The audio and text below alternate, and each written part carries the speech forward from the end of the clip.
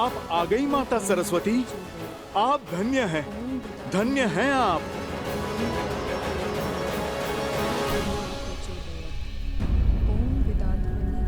देवी, आपको माता सरस्वती के आने की गड़गड़ाहट सुनाई दे रही है? आप रुकिए, मैं अभी आपको स्पष्ट सुनाता हूँ।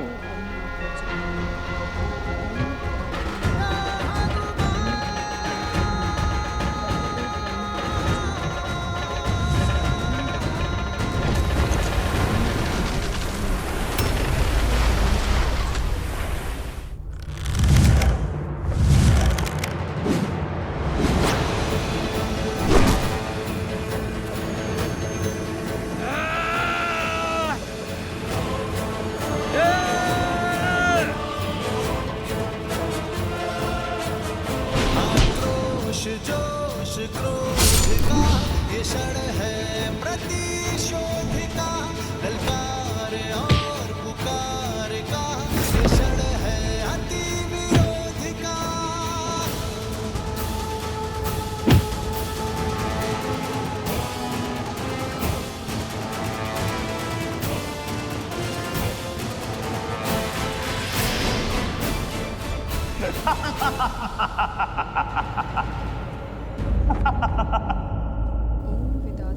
अद्भुत, अद्भुत, वो देखिए, वो डूबा चंद्रबाहु। अरे आप देखिए, देखिए ये जल का वेग कहाँ लेकर जा रहा है उसे। ये तो लगता है सृष्टि के उस छोर पर चला। चलिए, मेरा कार्य तो आरंभ हुआ। अब मैं उसे खोजकर बांधता हूँ। माता, मैंने तो आपको अवसर दिया था।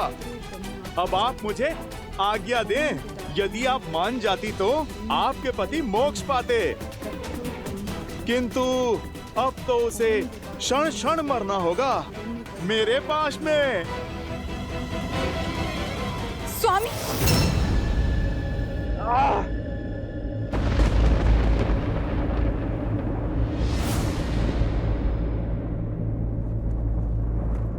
ये नहीं हो सकता। पद्मा, पद्मा, पद्मा।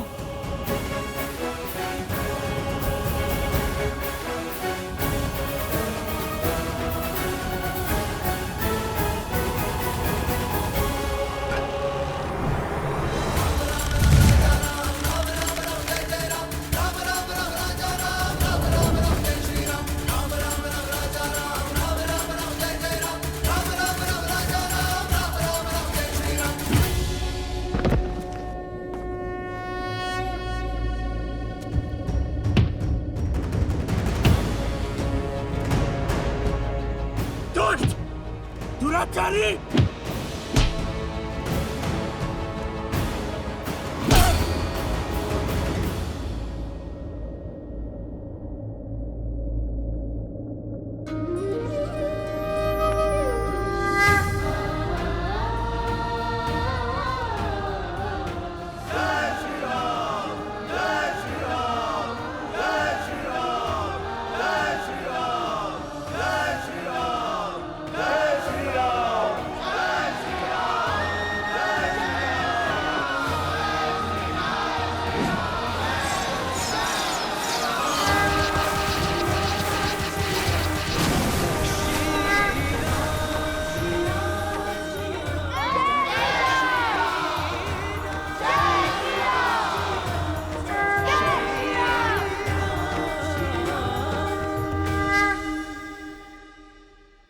लव और कुश, आज तुम दोनों की बुद्धि और देवी सरस्वती के बल से त्रिलोकपुरी में असुरों का संहार हुआ।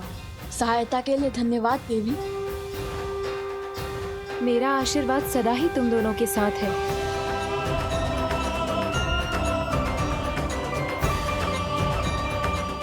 धन्य है वो माता पिता जिन्हें तुम जैसी संतानें मिली।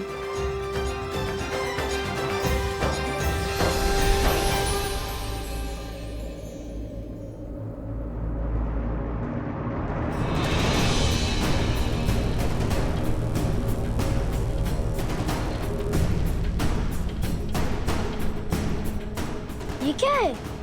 मकरासुर का महल।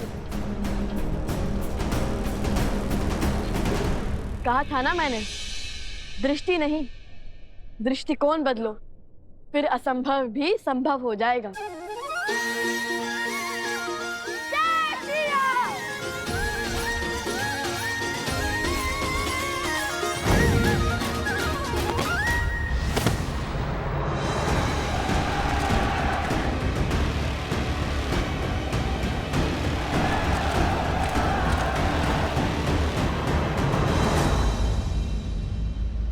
रुक क्यों गए महादेव, वो भी कथा के इस रोचक मोड़ पर? रुका मैं नहीं गौरी, रुका तो बुद्धि के देवता गणेश के विचारों का प्रवाह है। गणेश, किस विचार ने घेर लिया तुम्हें? माता, हनुमान जी ने माता सरस्वती का आवाहन किया और बाढ़ आ गई, असुरों को अपने साथ बहा ले गई। किंतु बाढ़ तो लवकुश के प्रयासों का फल भी हो सकता है। यदि वो दोनों फल्गु पर नहीं होते, क्या तब भी माता सरस्वती बाढ़ लाती? सूर्य अपने आकर्षण से धरती और चंद्रमा को खींचता है गणेश, और धरती और चंद्रमा अपने बल से सूर्य को खींचते हैं। यही प्रकृति का संतुलन है। इस कथा में भी हर कड़ी एक दूसरे से जुड़ी हुई है। संसार में जहां कहीं भी भलाई का कार्य होता है, वो भलाई के अन्य कार्यों को प्रोत्साहन अवश्य देता है। जैसे वर्षा के आगमन पर स्वयं समुद्र उठकर उसका स्वागत करता है, उसी प्रकार जब जब संसार में कहीं भी भलाई का कार्य होता है, तब तब भलाई का प्रत्येक अंश उसका स्वागत करता है। और फिर ये तो कथा ही जन्मों के संबंध की है, सिया राम की है। वो दोनों भले ही एक दूसरे से दूर हों, परंतु फिर भी एक दूसरे की भलाई का मार्ग अवश्य खोज निकालते हैं। अर्थात यदि एक व्यक्ति के सुकर्म दूसरों को प्रोत्साहन दे, तो धर्म की ये कड़ी अधर्म को धराशायी कर सकती है। हाँ पुत्र। अद्भुत, समझ आया। अब आगे की कथा सुनाइए ना पिताश्री। अवश्य। ये लो तुम्हारा उपहार।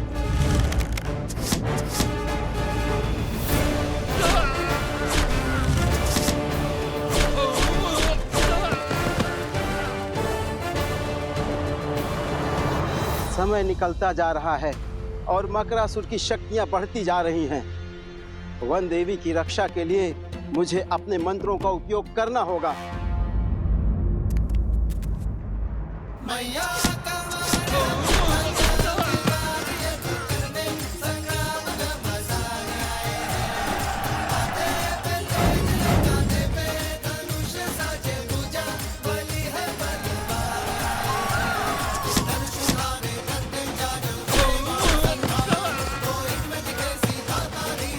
अति उत्तम।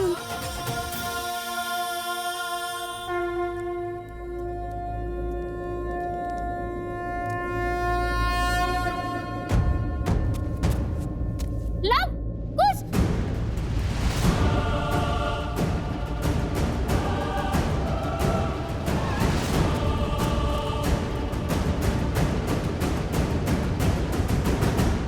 हमें उनकी सहायता करनी होगी, किंतु कैसे? हमारे पास तो अस्त्र भी नहीं है। कोई मार्ग तो खोजना होगा। हमारे तीर समाप्त होते जा रहा है, क्या करेंगे? शक्ति के साथ साथ युक्ति भी लगानी होगी कुछ। हमारे बाण समाप्त होते जा रहे हैं, किंतु ये असर नहीं।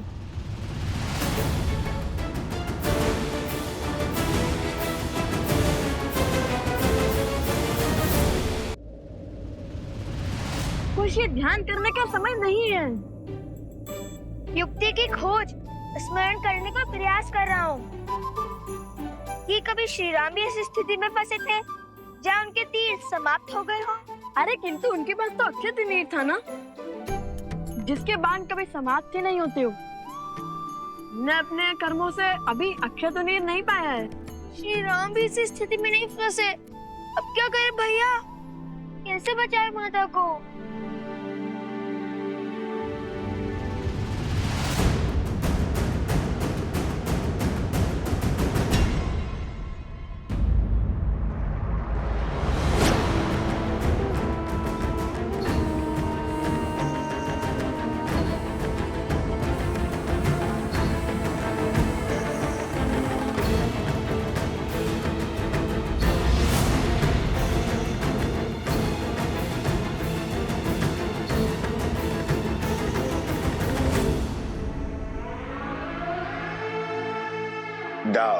मकरासुर, तोड़ो सीता का तप। ये तप ही है जो धर्म को बल दे रहा है।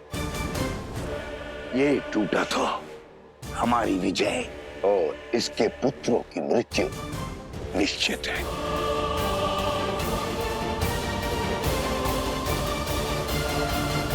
जीवन में कायर तो बहुत देखे, किंतु कायरता की ऐसी पराकाष्ठा नहीं देखी। क्या हुआ? आहत हो गए? धर्म को हराने की, धर्मात्मा को मारने की बड़ी बड़ी बातें तो करते हो, किंतु स्वयं कभी शस्त्र नहीं उठाते। यह कायरता नहीं तो और क्या है?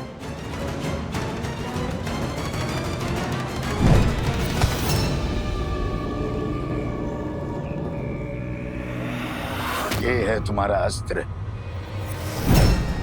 और ये है तुम्हारे सेनापति।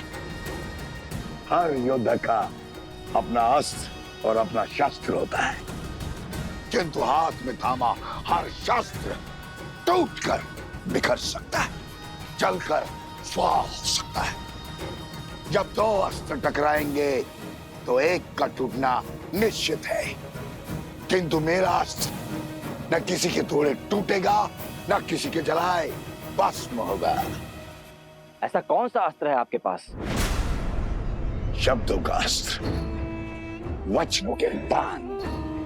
वो शब्द, वो वचन जो बड़े से बड़े साम्राज्य को धराशायी कर सकते हैं। बिना खड़क उठाए हजारों लाखों जीवन पल में निगल सकता है।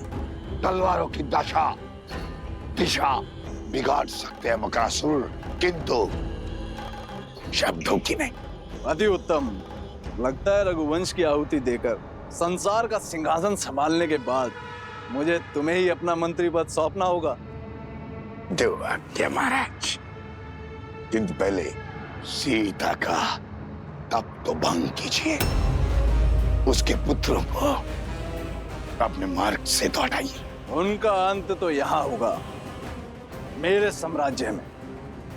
और रही बात सीता के तप की, तो लो अभी तोड़ देता हूं।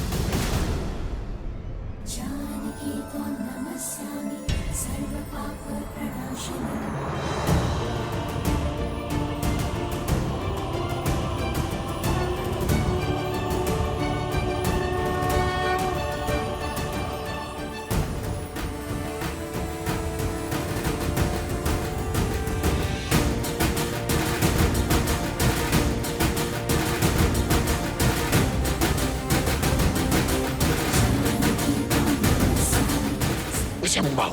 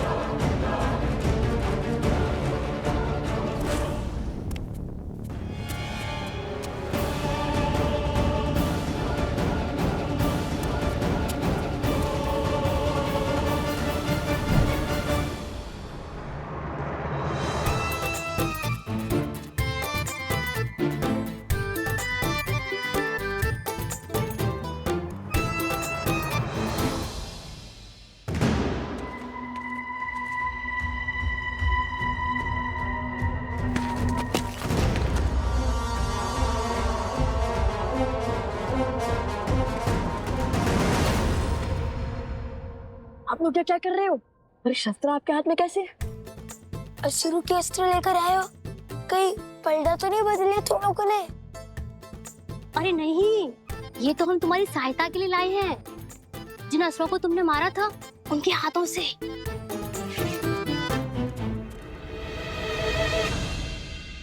वैसे मेरा सुझाव मानो और हो ही जाओ उनके साथ, क्योंकि हम 2 हैं और वो 100, और हमारे पास तो तीर भी नहीं बचे। अब कैसे लड़ेंगे उन असुरों से? मैंने क्या कहा था कुश? शक्ति के साथ युक्ति लगानी होगी हमें।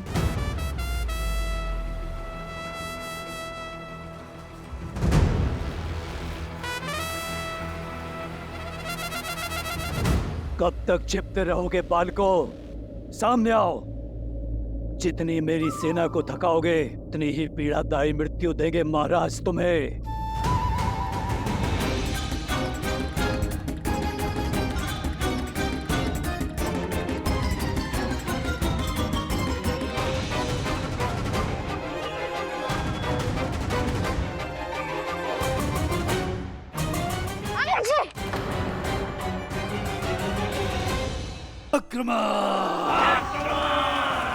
भागो!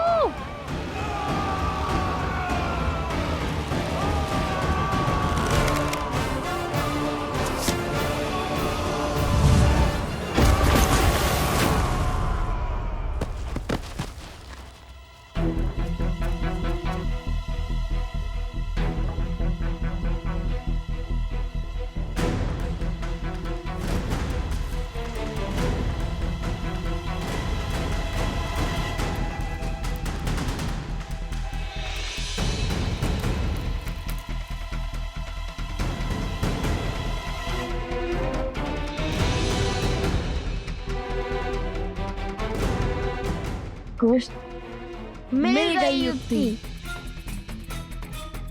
उन्हें फंसाने की। अरे एक एक करके बोलो ना। सैनिकों, वहां देखो पत्थर की ओर।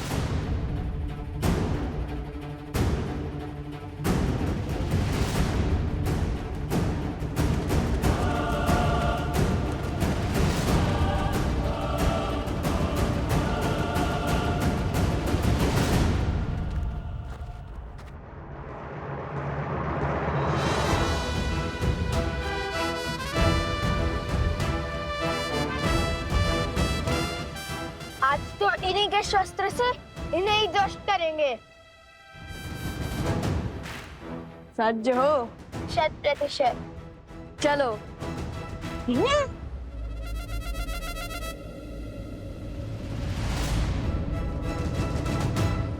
युक्ति तो तुम्हारी अच्छी है, किंतु शक्ति मात दे गई। ये चट्टान तो बड़ी खट्टी निकली।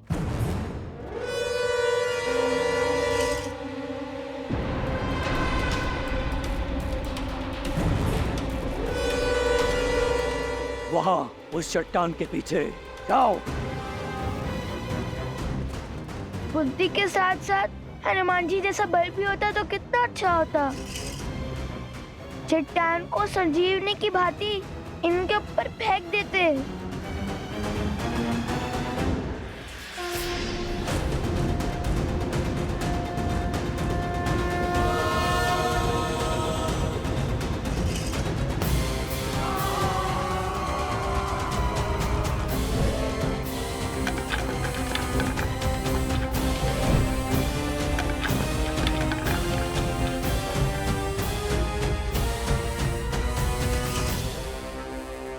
उन दोनों को लाओ, उन सबको बाद में देखेंगे। जाओ।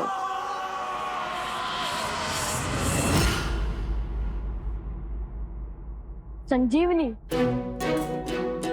कुश, रोने धोने के माध्यम से ही सही, किंतु युक्ति बड़ी अच्छी देते हो तुम। यदि हमें चट्टान को अस्त्र बनाना है तो या तो हमें चट्टान से बलशाली होना होगा या तो चट्टान को हमसे कम भारी।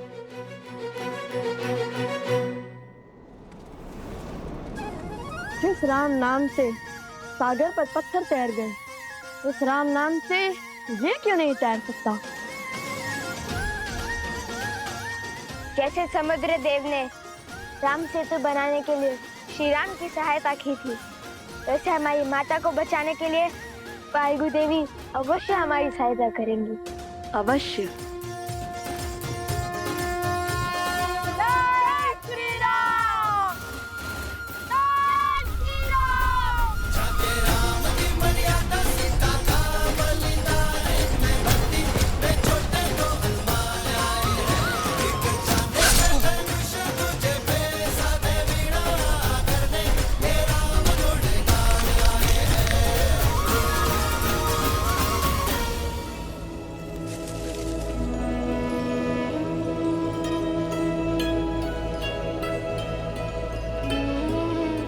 अच्छी युक्ति सुझाई लव ने। लव कुश की शक्ति और चतुराई अद्वितीय है। माता, माता,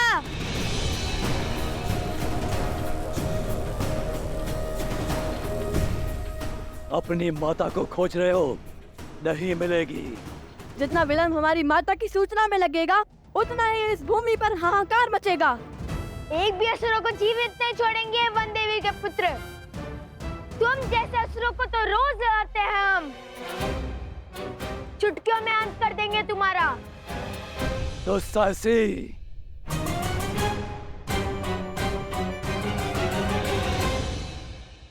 भागो। कब तक भागोगे और कहां तक भागोगे? वो तो हमें भी ज्ञात नहीं। चलो।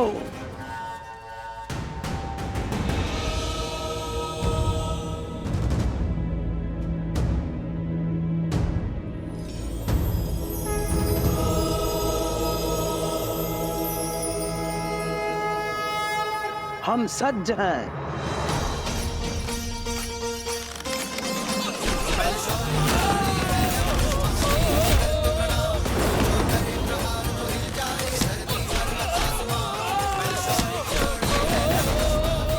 मुट्ठी भर ऐश्वर्य शेष है तुम्हारे पास। ये क्या कह रहे थे? जितना थकोगे उतनी ही पीड़ादायी मृत्यु दोगे।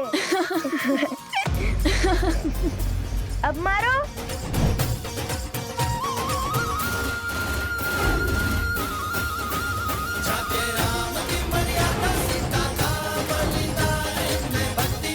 अब करो मेरी सेना का सामना।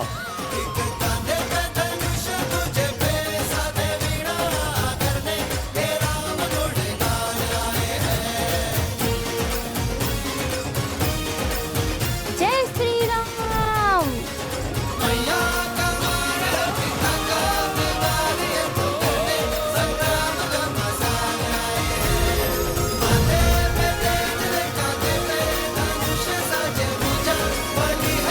भैया, अद्भुत युक्ति थी आपकी इन सबको एक साथ फंसाने की।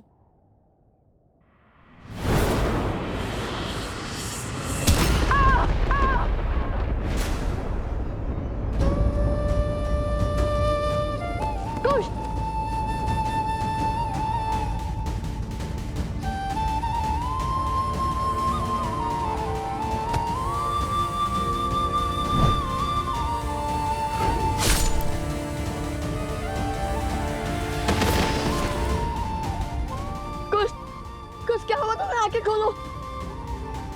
कुश क्या हुआ तुम्हें? कुश आंखें खोलो। कुश, कुश आंखें खोलो। कुश आंखें खोलो। कुश आंखें खोलो। कुश, कुश।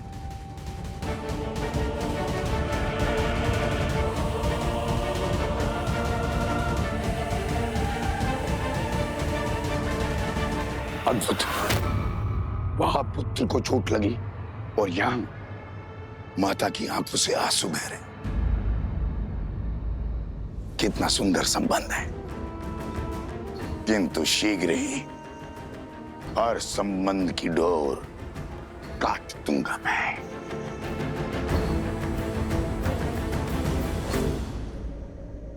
नदी में जल नहीं है और बिना जल महाराज मकरासुर का बचना संभव है।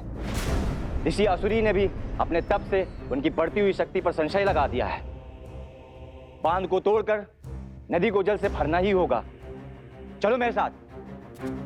रुको सेनापति, स्थिति को अपने हाथ में लेने का समय आ गया है। एक बालक तो मूर्छित हो गया है, अब घड़ी है दूसरे पर प्रहार करने की। दोनों को एक साथ हराना संभव है, किंतु एक एक करके मारना संभव है। यदि तुमने मेरा कार्य किया तो जिस सत्ता का वचन मैंने तुम्हारे महाराज को दिया है वो तुम्हारी होगी। मेरी?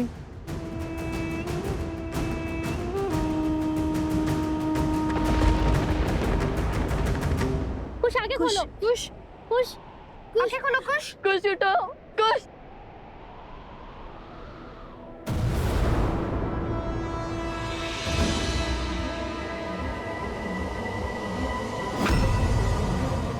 लगता है असुर आ गए। कुछ उठो। उठो उठो लो यहाँ से। नहीं, मैं कहीं नहीं जाऊंगा। कुछ उठो, आप लोग जाओ, मैं कुछ के साथ ही रहूंगा।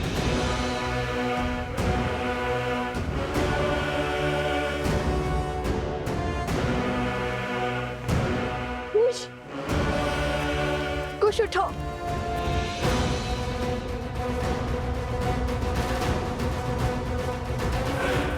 कुछ उठो।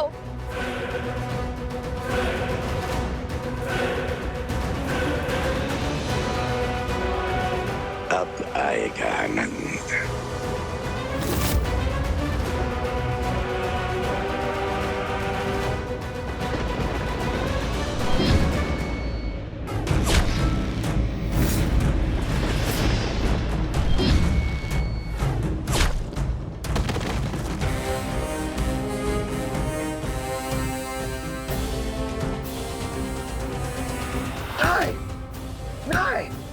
नहीं, किसने सहायता की इनकी?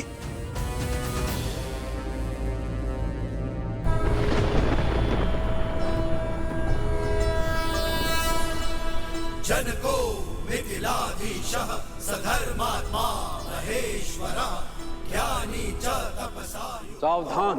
धीरः शौर्य समन्वितः दिव्य ज्ञान विभूषितः सिद्धि संपन्न एव च विदेहेश सदुर्लभो लोकेष्वपि सुदुर्लभः।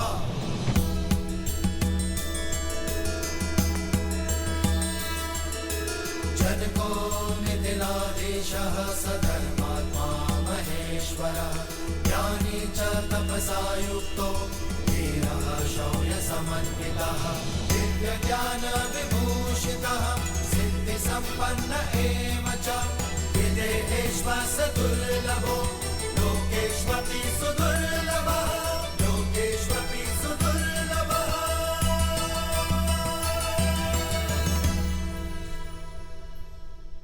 मकरासुर उठो।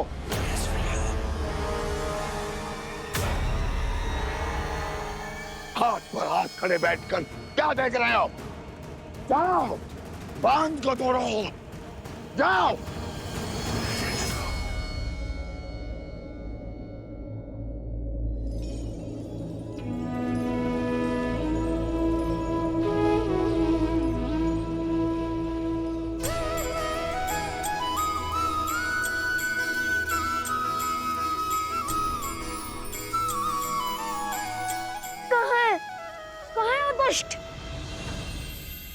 मैं उसको अंत करने ही वाला था, क्यों उठाया मुझे? कुश, धन्यवाद भद्र। आपने मेरे छोटे भाई को जीवन दान दिया है। कौन है आप? मैं यहाँ पास के एक छोटे से राज्य का महाराज हूं, किंतु तुम दोनों बालक अत्यंत वीर और उत्कृष्ट योद्धा हो। तुम्हारे बल और तुम्हारी बुद्धि को देख मैं अत्यंत प्रभावित हुआ। कौन हो तुम दोनों? हम लव कुश है। लव और कुश? वन देवी के पुत्र और भगवान वाल्मीकि के शिष्य हैं हम। एक दुष्ट राक्षस मकरासुर ने हमारी माता को अपने पास बांध लिया है। बस अपनी माता और इस क्षेत्र को उस राक्षस के बंधन से छुड़ाने का प्रयास कर रहे हैं हम।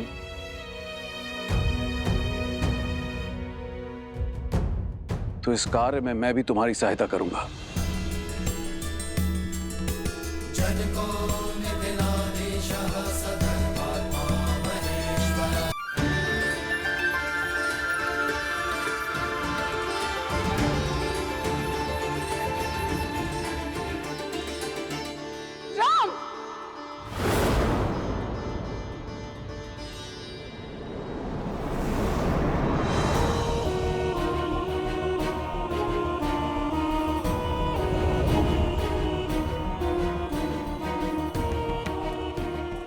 राम मर्यादा की मूरत, धर्म का अर्थ, सत्य का सूरज।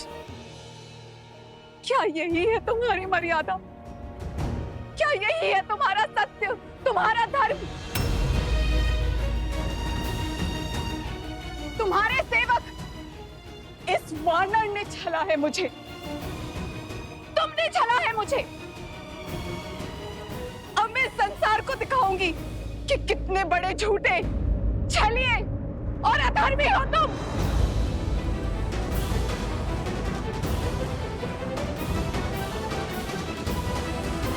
मेरी सेना मेरे पीछे ही आ रही थी, आती ही होगी। महाराज हैं, किंतु है वृद्ध। इन्हें ले जाना उचित होगा या नहीं? वृद्ध भी है और ज्ञानी भी। ये तो और भी बुरा है। हर क्षण ज्ञान की वर्षा करते रहेंगे। समय पहले से ही कम है। माता प्रतीक्षा कर रही होंगी। तुमने कुछ कहा पुत्र? हाँ, नहीं नहीं, मेरा अर्थ है कि सहायता करने के लिए धन्यवाद। किंतु हमें इसकी कोई आवश्यकता नहीं। हाँ, अगर आप सहायता ना करें तो सबसे बड़ी सहायता होगी। हमने अपनी माता को वचन दिया था कि उनकी रक्षा हम करेंगे, इसलिए अब उन्हें बचाने भी हम ही जाएंगे। और आप अब वृद्ध भी हैं, इतनी दूर से आए हैं, थक गए होंगे ना, इसलिए आप विश्राम कीजिए। हाँ, किंतु ज्ञान अवश्य ले सकते हैं हम आपसे। हाँ, अपना ज्ञान और अनुभव अवश्य साझा करें हमसे, किंतु अभी नहीं। अभी तो माता की रक्षा करनी है ना।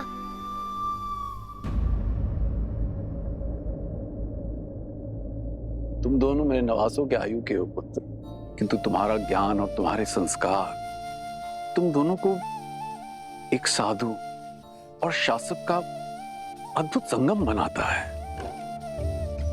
चलो, मैं तुम दोनों की किसी और रूप में सहायता कर देता हूं। बदले में केवल इतनी लालसा है कि मैं उस देवी के दर्शन कर सकूं जिसने तुम जैसे शूरवीरों को जन्म दिया और ऐसे संस्कार दिए।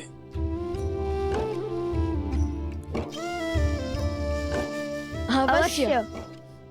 किंतु तुम दोनों ने अपने पिता का परिचय नहीं दिया।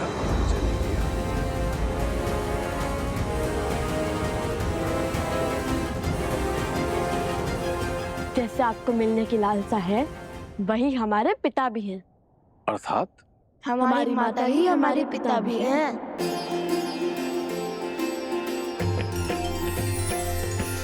राम सिया राम जय जय राम। राम सिया राम जय जय राम। राम सिया राम जय जय।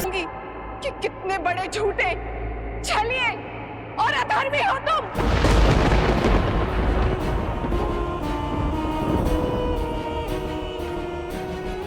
मैं आपकी पीड़ा समझता हूं देवी, और आपसे क्षमा भी मांगता हूं। एक पतिव्रता के लिए उसका सुहाग छीन जाना बहुत बड़ा अधर्म है, किंतु एक स्त्री को उसकी इच्छा के विरुद्ध उठा ले जाना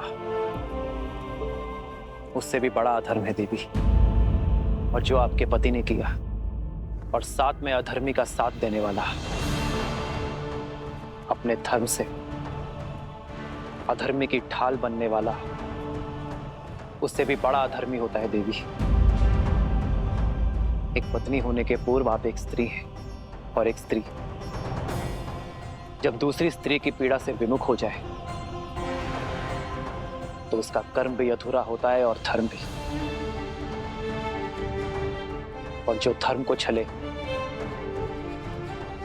उसे उसके ही अस्त्र से मारने में ना ही कोई छल है और ना ही कोई अनीति। एक पतिव्रता का वास्तविक अर्थ है अपने पति को धर्म के पथ पर ले जाना, उसकी अधर्म से रक्षा करना, और इस कार्य में आप असफल हुई देवी, क्योंकि आपने अपने धर्म को केवल स्वयं तक सीमित रखा। अपने पति को धर्म के पथ पर ले जाने की चेष्टा के स्थान पर आपने अपने वरदान से उसके अधर्म को कवच दिया, एक स्त्री के साथ हुए अन्याय से अपने नेत्र मूंद कर आपने स्त्री धर्म का अपमान किया। अपने पति के प्रेम में आप उसका पाप नहीं देख पाए। अगले जन्म ये भूल मत कीजिएगा देवी। अगले जन्म आप अपने पति को धर्म की प्रेरणा दीजिएगा ताकि आप दोनों को मोक्ष प्राप्त हो जाए। पति पत्नी एक दूसरे के पूरक होते हैं देवी। एक का किया धर्म दूसरे को तारता है, तो एक का अधर्म दूसरे के संहार का कारण बनता है। रुको।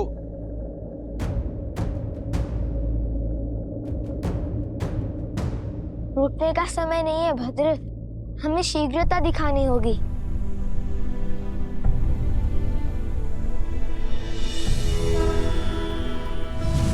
जनको मिथिलाधीशः सधर्मात्मा महेश्वरः ज्ञानी च तपसा युक्तो धीरः शौर्य समन्वितः।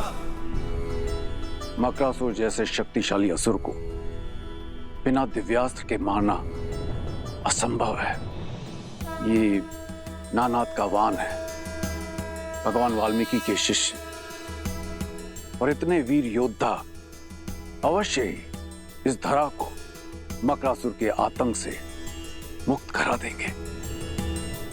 इसे रखो, ये तुम्हारी रक्षा करेगा।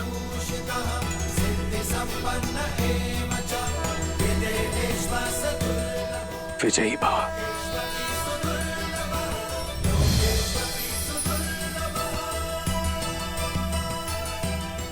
धन्यवाद भद्र।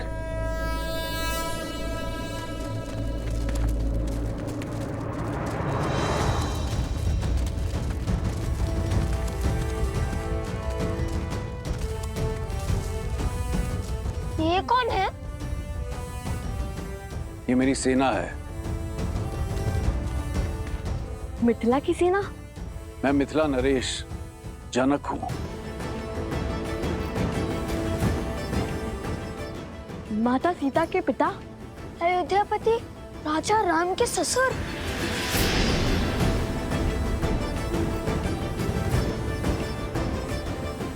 कितना अद्भुत संयोग है।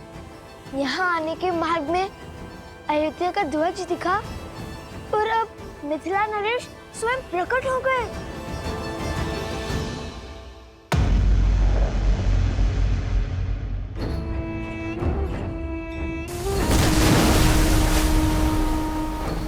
टूट गया बांध, टूट गया बांध।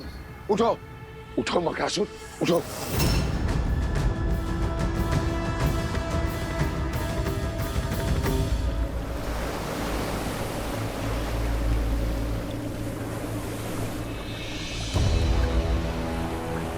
चल। लगता है हमारा बांध टूट गया है। शीघ्र चलो कुश। निश्चिंत रहो, बांध तोड़ने वालों को मेरी सेना परास्त कर देगी। तो अपनी माता की रक्षा करें। क्या? धन्यवाद महाराज। आगे प्रतीक्षा कीजिए।